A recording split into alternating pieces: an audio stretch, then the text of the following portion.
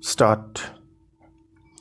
Based on our experience and understanding of global environment today, that sustainable development at the national level cannot be pursued in isolation. Quality of life of the nations today as also in the future depends to very large extent on the policies and actions that the fellow nations of the world pursue. Against this background, new partnerships have to be established for conservation and sustainable development while ensuring equitable distribution of technology and social advancement. Promoting these partnerships require making the most of the diverse bunch of knowledge, skill perceptions and of assets belonging to a wide cross section of nations and societies. When we analyze the nature of pollutants, we find that both affluence and poverty contribute to their high levels. The problems of the industrialized and the developed world stem from their high levels of economic activity and consumption. The degeneration of forests and natural resources in the developing countries, on the other hand, can be attributed largely to the lack of resources and alternative source of energy and income generation. The strategy to tackle these two distinct causes therefore need to be significantly different. In the case of the rich and developed world, the issues can be best handled by laying stringent emission norms, limits on pollutants, and by enforcing these stringent norms and limitations. However, for the developing and the underdeveloped world, the best approach would be to put into place an incentive structure that would encourage conservation and discourage the scavenging of nature without compromising economic development and rapid elevation of poverty. For the developing countries, we should make concerted efforts to facilitate and promote adoption of environment friendly techniques of production and also undertake far greater measures to disseminate information about ill effects of polluting forces. As part of international efforts to contain the ill effects of environmental degradation and to encourage sustainable development, nations have put in place several ecological treaties like the Montreal Protocol, the Framework Convention of Climate Change. Although much attention seems to be focused on climate change, on global warming and ozone layer, very little is being done to address the environmental problems facing poor societies, whether it be paucity of clean drinking water or poor sanitary conditions.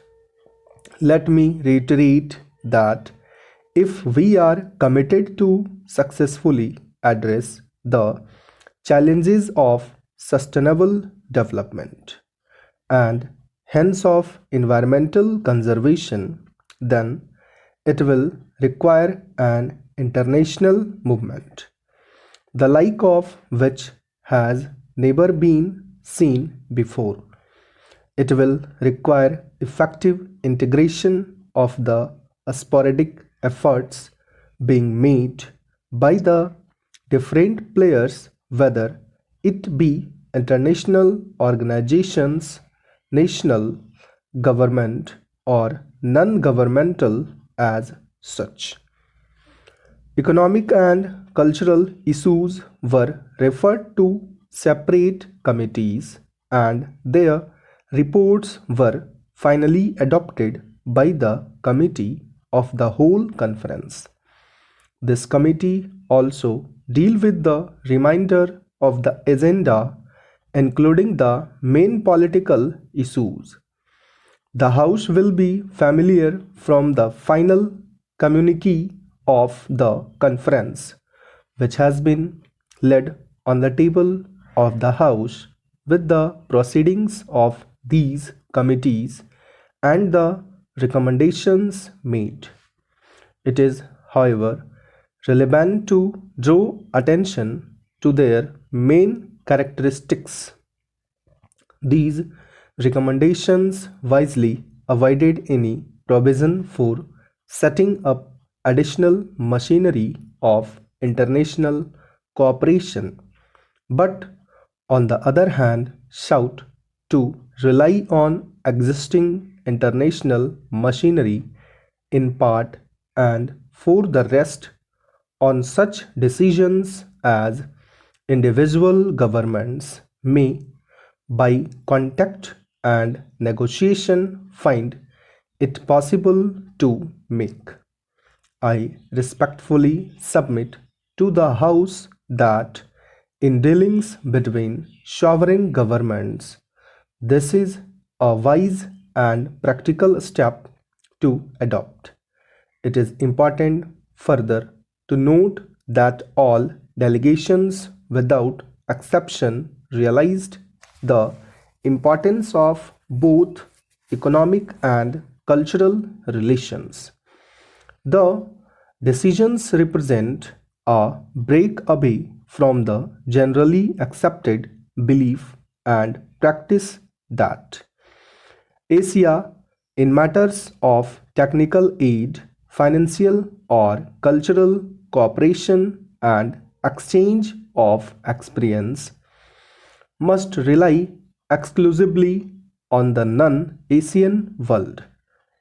Detailed recommendations apart the reports of these committees, which became the decision of the conference, proclaim the reaching out of Asian countries to one another and their determination to profit by one another's experience on the basis of mutual cooperation.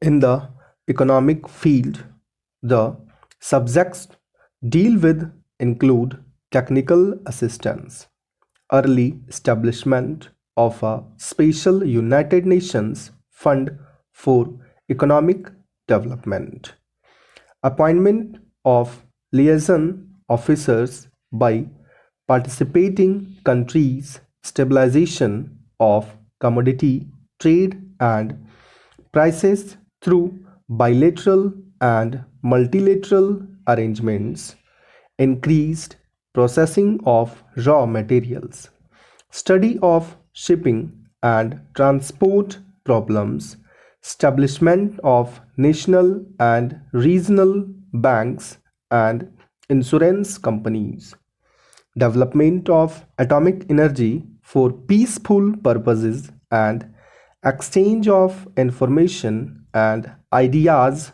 on matters of mutual interest.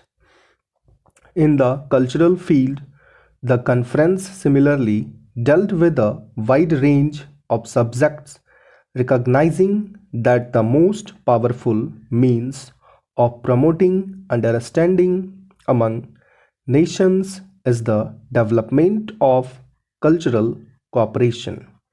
The links that bound the Asian and African countries together in earlier ages had been surrendered. Their more recent history of foreign conquest and annexation. The new Asia would seek to revive the old ties and build newer and better forms of relationship with other countries.